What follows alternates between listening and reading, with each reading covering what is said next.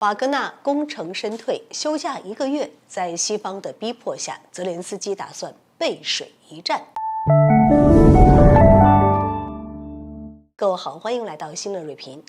前不久，瓦格纳集团负责人宣布，已经完全拿下巴赫穆特，让这场俄乌冲突中打了最长时间、最血腥的争夺战终于画下了句号。这个消息一出来，就得到了俄罗斯官方的背书，但是乌克兰却给出了不同的说法。乌军方发言人表示，瓦格纳的说法不是真的，乌军依旧在巴赫穆特进行战斗。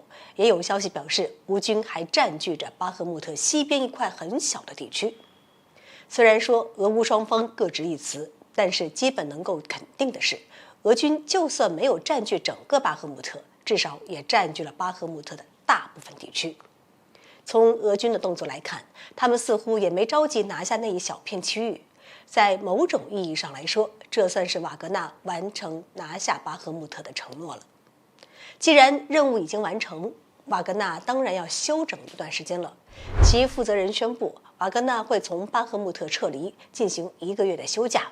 从6月1号开始，将不会有任何一名瓦格纳作战人员出现在俄乌战场，并且在6月底之前不会回到战场。如果在这期间有消息说瓦格纳要重新回到俄乌战场，那一定是假消息。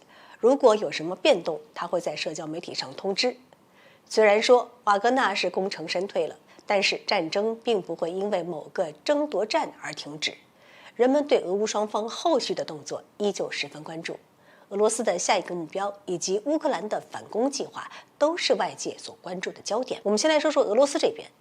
估计在瓦格纳回归战场之前，不会进行大规模的行动，最可能的情况就是将巴赫穆特的收尾工作做完，然后转向防御状态，等待乌军的反攻。而乌克兰这边，由于巴赫穆特的失利，乌克兰很大概率会在西方的逼迫下展开更为激进的反攻计划。乌克兰这段时间一直在拖延时间，想借着这个时间赶紧敲诈西方一笔，要得到更多的武器，并且让他们培训士兵，增加反攻计划的胜算。但是从西方的态度来看，他们并不会给乌克兰太多时间。